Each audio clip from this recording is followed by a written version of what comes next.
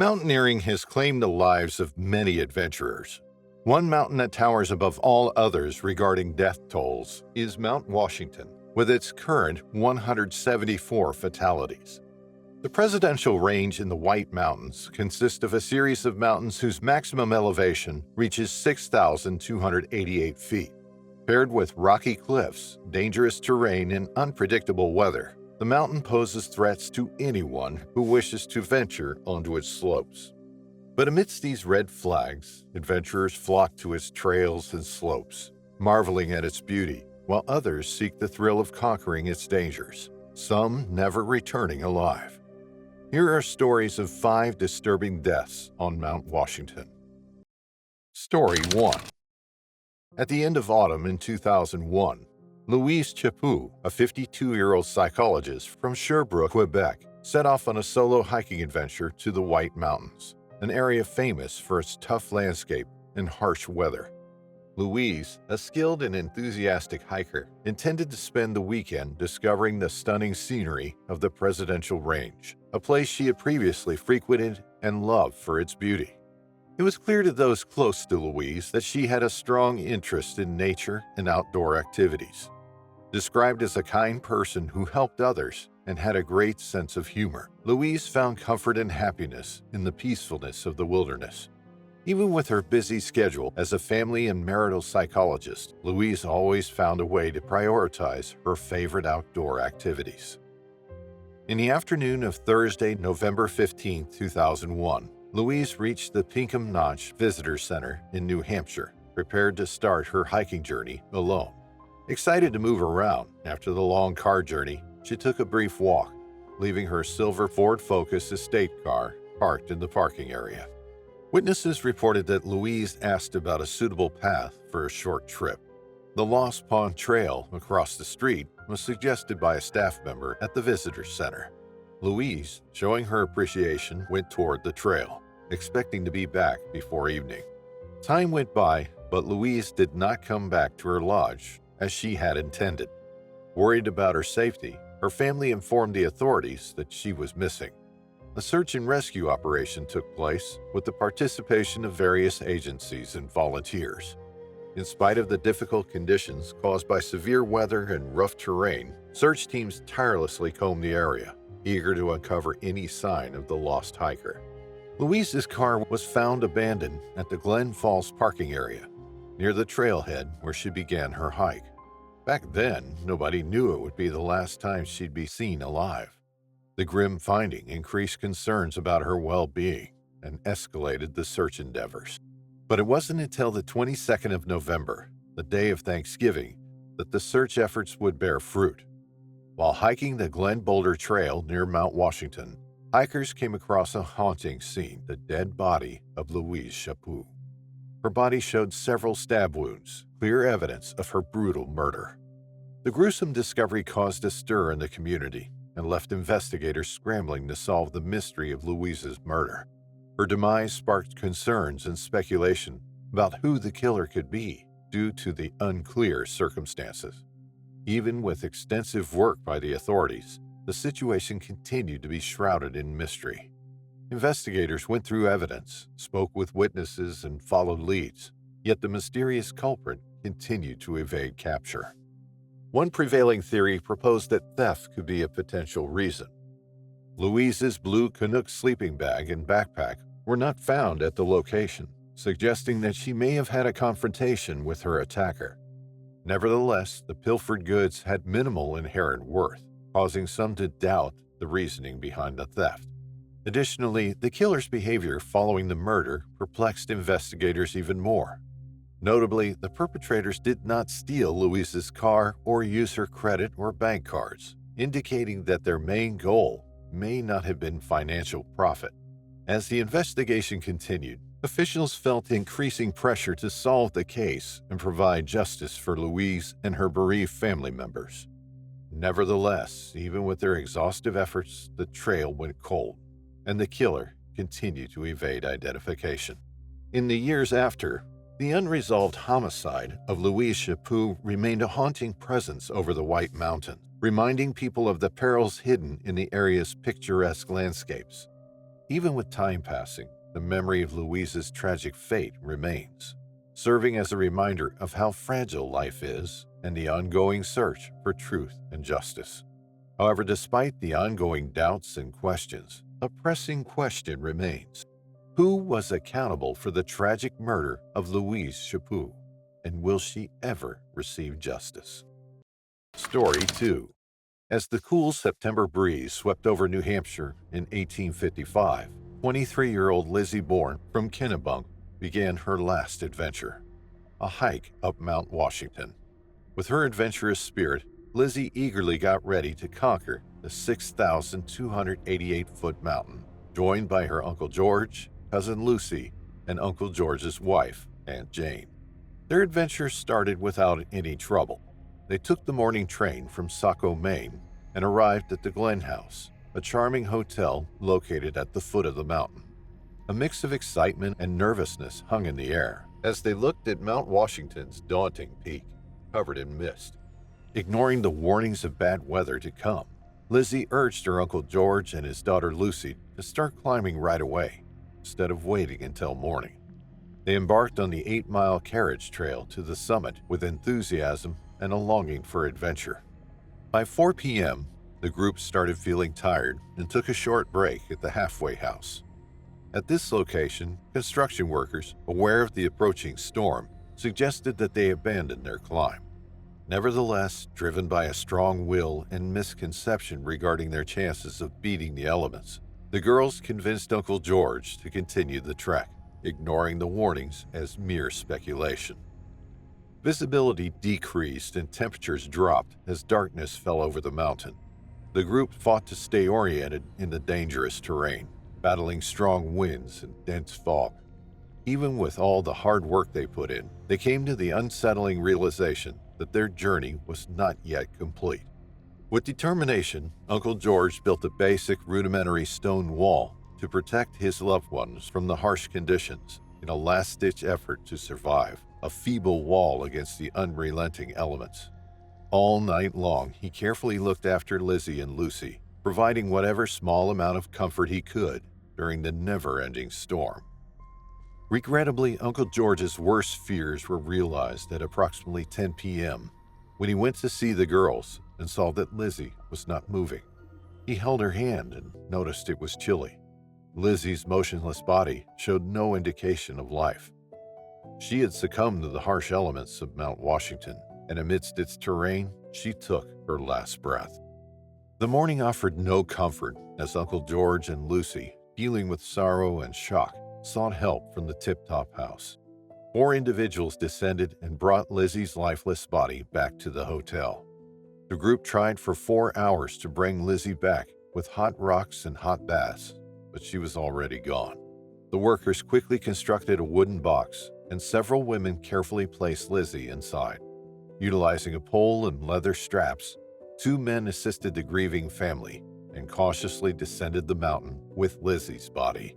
The group arrived at the Glen House following a journey that lasted 3 hours. Aunt Jane welcomed them with a gloomy expression. The group traveled back to Portland on the train with the coffin. After the tragic death of Lizzie, there were unanswered questions about how she died. It was found that she was unprepared for the climb's challenges, dressed in clothes not appropriate for the harsh mountain conditions. Lizzie was dressed appropriately for the weather, wearing multiple petticoats, a thick dress, a scarf, wool cloak, and a bonnet. The garments were 35 pounds, heavy, and soaked from the rain. Additionally, her unidentified heart issue could have increased her vulnerability to the surroundings, emphasizing the importance of being adequately prepared and careful when venturing into the wilderness. Also, it later came to light that no one in the hiking group had brought water or was adequately equipped for the weather. Nevertheless, despite the sorrow and regret following Lizzie's untimely death, her story still serves as a cautionary tale of the severe conditions of Mount Washington and the importance of heeding its warnings. Lizzie's story is a collection of what-ifs. What if they had heeded the warnings before proceeding? What if they had known about Lizzie's heart condition? What if they had been better prepared for the journey? Regardless, one thing is for sure. the life of a young and adventurous woman was cut short, as the slopes of Mount Washington claimed. Story 3. Jesse Chen, a 53-year-old industrial engineer from Andover, Massachusetts, was a passionate hiker who enjoyed venturing into the wilds of New Hampshire's White Mountains. Chen's passion for hiking began in his childhood in Fuzhou, China, as he loved exploring the countryside around his grandmother's house. Chen's love for adventure motivated him to take up hiking even as an adult. He frequently set out on difficult hikes with his family and friends. He established challenging objectives for himself, such as summiting all 48 of the White Mountains' 4,000-foot peaks by 2025. On June 10, 2022, Chen embarked solo on the difficult Presidential Traverse, a 20-mile journey across the summits of the White Mountains. Chen was really looking forward to his Father's Day weekend hike up Mount Washington. Chen remained determined to go on the adventure, despite his son, Kai Wen, a junior at Worcester Polytechnic Institute, being unable to join him as originally planned. Committed to facing the challenge alone, he embarked on his journey with optimism and thorough planning. While climbing Mount Washington, Chen kept his wife, Liu, informed about his journey and the worsening weather conditions he faced. By turning on the tracking feature on his phone, Liu could keep tabs on his approximate location, giving him some comfort in the face of the mountain's unpredictable landscape. Upon reaching the peak of Mount Washington, Chen encountered severe and extreme weather conditions. Strong bursts of wind exceeding 80 miles per hour swept through the barren terrain, dropping the wind chill to a frigid 5 degrees below zero. Sleet and snow pounded the presidential range, making the dangerous conditions even worse. Despite his expertise and preparedness, Chen found himself in a relentless battle against the forces of nature, striving to stay alive.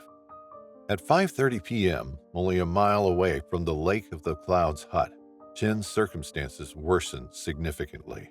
Realizing the seriousness of his situation, he texted Liu urgently, expressing his distress and inability to carry on.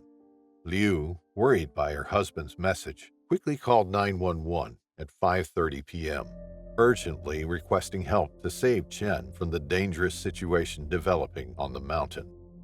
Still, identifying Chen's precise whereabouts was difficult, delaying the quick deployment of a rescue team. Unfazed, Kai Wen, the son of Chen, immediately took action, using the information from his father's phone to estimate his location with the help of Google Maps satellite view. With the help of Kai Wen, Liu communicated the crucial coordinates to emergency services in order to speed up the rescue mission and protect her husband from immediate peril. Although they tried to contact Chen, his condition worsened with time. In a last heartbreaking series of messages with his wife, Chen expressed his urgent need for assistance, indicating the serious condition he was in. Sadly, it would be the final exchange between the couple. At 5:47 p.m., Chen replied to Liu's question about seeking help, confirming the seriousness of his condition by saying he might lose his life in his present circumstances. Several hours later, a group of skilled mountain rescuers found Chen, who was unconscious and suffering from severe hypothermia. Despite all the efforts made to stabilize Chen and move him to a safe place, his condition kept getting worse quickly. After being taken to a truck waiting on the summit of Mount Washington, Chen was then moved to Androscoggin Valley Hospital. The difficult rescue operation lasted for several hours, until Chen finally reached the hospital at approximately 2 a.m. Even with the relentless effort of healthcare workers, Chen passed away due to his injuries after hours of intensive medical treatment. Following his untimely death, a GoFundMe fundraiser was set up to gather support for the Chen family and offer a source of hope during their sorrow. The overflowing kindness and support demonstrated Chen's enduring impact and the lives he touched. While his family and friends struggled with his loss, they took comfort in remembering a cherished spouse, dad, and companion, whose daring nature and strong commitment would always be remembered fondly. Story 4. In the late afternoon of August 27, 2021, tragedy struck at Mount Washington Alpine Resort on Vancouver Island. A 3-year-old girl tragically passed away, The event occurred as the time neared 4 p.m., during what had started as a typical Friday afternoon for guests at the resort.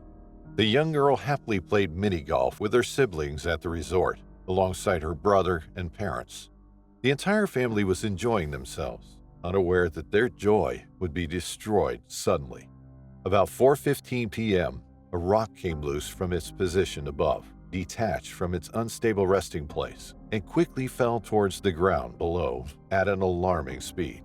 The 3-year-old girl was knocked unconscious immediately by the rock, hitting her with a sickening thud. The surprising occurrence caused the group to panic. With a sense of urgency, they quickly moved into action, removing the unconscious child from the area. Exactly at 4:25 p.m., the base lodge received the injured girl, who was met by a team of committed staff and first aid responders. With a sense of urgency born of necessity, they began immediate medical interventions, concentrating on stabilizing the young patient and giving her the highest chance of survival. At 4:30 p.m., a call for help was made to emergency services, and the Royal Canadian Mounted Police was notified for help. The emergency services reaction was quick and well organized.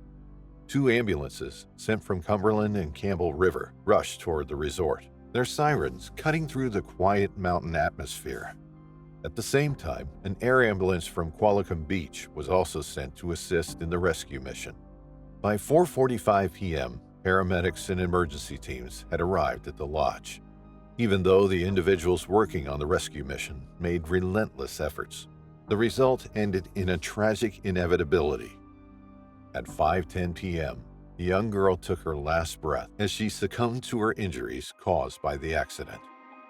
After the event, immediate inquiries were conducted about the factors that resulted in such a catastrophic result. Director of BC RCMP Communications, Dawn Roberts, shared initial information about the ongoing investigation. Although the specific reason for the rock becoming loose was unclear, Roberts made it clear that it came from a rock wall by the mini golf course, not the mountain. Roberts emphasized that the incident was accidental, with no harmful intentions, as she offered her sincere sympathy to the mourning family.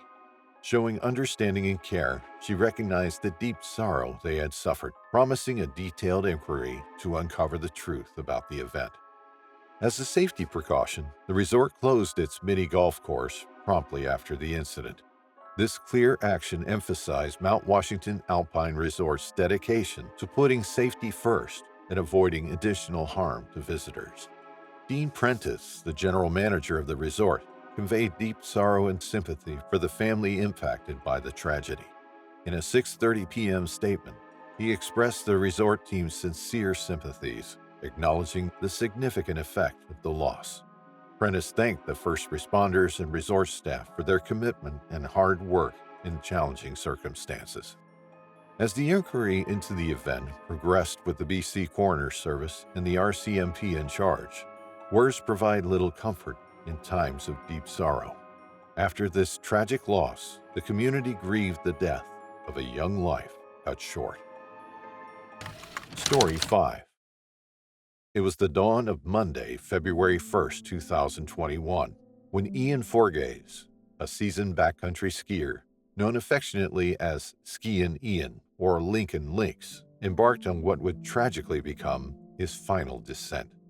As dawn broke over the serene landscape of Lincoln, Vermont, Forgaze, age 54, prepared himself for a day of adventure in the White Mountains, a terrain he knew almost as intimately as his own backyard. At 5:30 a.m., Forgaze, equipped with an array of essential gear, including an avalanche transponder, shovel, ice axe, probe, and more, departed from his home in Lincoln. He was a man of the mountains, intimately familiar with their allure and their dangers. By 9 a.m., Forgaze had reached the tree line on Mount Monroe, a testament to his endurance and determination. The crisp mountain air greeted him as he continued his ascent, pushing onward toward the summit of Mount Washington. 2 hours later, at 11 a.m., Forgaze stood near the pinnacle of Mount Washington, the highest peak in the northeastern United States. The panoramic view from the summit stretched out before him, a vast expanse of snow-capped peaks and rugged terrain. From this lofty vantage point, Forgase paused to capture the moment at 11:30 a.m., sending a photo to his friend Brian Moore, who was camping in Costa Rica at the time. He wrote a simple message saying that he misses his bud during the journey. After sending a few more texts and photos to friends, Forgase started going down at 11:45 a.m., drawn by the fresh snow ahead. Little did he know that this would be the beginning of his fateful encounter with the forces of nature.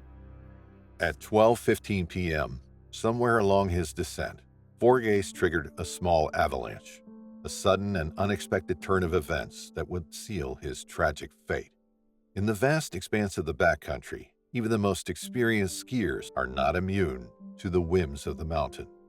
Caught in the grip of the avalanche, Forgase was swept into a hollow, where the snow came to rest against the overhanging cliff as the debris piled up around him. Forgase's absence raised concern among his friends and loved ones as the hours passed. They knew something was amiss when he failed to respond to calls and messages. The alarm had been raised by Tuesday evening, and authorities were alerted to Forgase's disappearance. Search and rescue teams were mobilized, combing the rugged terrain of Mount Washington in search of any sign of Forgase. Cell phone telemetry and analysis of his last known communications provided crucial clues, narrowing down the search area to the vicinity of Mount Monroe. Despite the challenging conditions, a mix of deep snow, dense brush, and elevated avalanche danger, the search pressed on. Deep in the heart of the Ammonoosuc Ravine, where Forgase had ventured, rescuers faced treacherous terrain and unpredictable weather.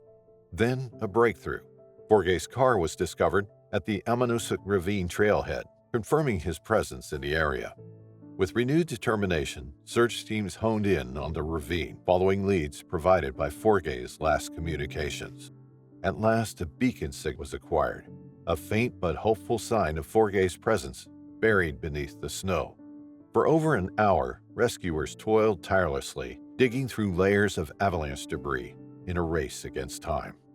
Finally, at a depth of 13 feet, Ian Forgase was found, his lifeless body retrieved from the icy grip of the mountain. Despite the valiant efforts of search and rescue teams, it was too late. Forgase had succumbed to the lack of oxygen. In the aftermath of his passing, the backcountry community mourned the loss of one of their own, a man who lived life to the fullest, embracing the challenges and joys of the mountains with unwavering passion. And as the snow continued to fall silently upon the slopes of Mount Washington, Ian Forgase's spirit lived on, forever intertwined with the wild beauty of the backcountry.